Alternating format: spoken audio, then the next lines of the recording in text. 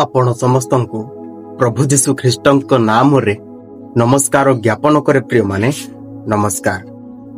प्रिय माने आजिर वीडियो बनैबार उद्देश्य हैला एही जगत प्रति प्रकृत ख्रिस्टियान रो कर्तव्य कौन अटे।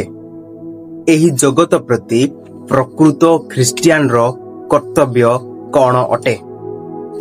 प्रिय माने परमेश्वरंकर वाक्य कुहे तुम्हे अपना आत्मा सदृश्य अपना प्रतिवासी की प्रेम कर। प्रिय माने आमको आमे किपरि यह प्रकाश करि पारिबा जे हाँ मु प्रतिवासी की प्रेम करूअछि। प्रिय माने देखंतु आम्भे माने केबे मध्य निजर विनष्ट चाहि न थाउ। सेमिति आमे जेबे निजर आत्मा सदृश्य अपना प्रतिवासी को प्रेम करिबा आमे चाहिबा नहीं से माने विनष्ट हुअन्तु। किंतु प्रिय माने देखंतु एही दुनिया रे बहुत लोक अछंती।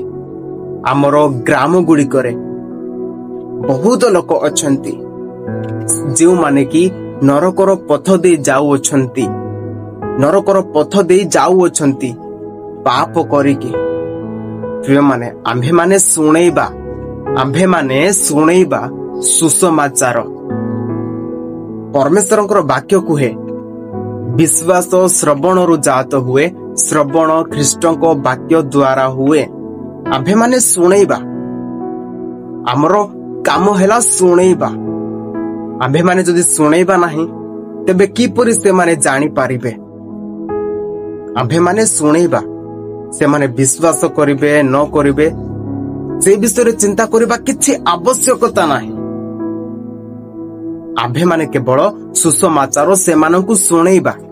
जदि प्रिय माने सुसमाचार कहिबारे आपण माने लज्जित हेउछंती, जदि प्रिय माने आपण माने सुसमाचार कहिबा पाई भय करूछंती, आपण मानकु शक्ति मिलु नाही, तेबे आपण माने प्रार्थना करंतु, बाइबल पढंतु, परमेश्वरंक सहित समय बितांतु। आम्भे माने एपरि करिबा द्वारा आम्भ मानकु साहस मिली थाए, आमको शक्ति मिली थाए, आम्भ ठारे थिबा लज्जाटा दूर हो जाय थाए। प्रिय माने आसंतु आम्भे माने सुसमाचार कहिबा, सुसमाचार बांटीबा, कारण एहा ही केवल गोटे मात्र रास्ता मनीष परित्राण पाइबार। आशा करूछि प्रिय माने आपण माने बुझी अछंती। एही मेसेज टी को शेयर करंतु। धन्यवाद। आमेन।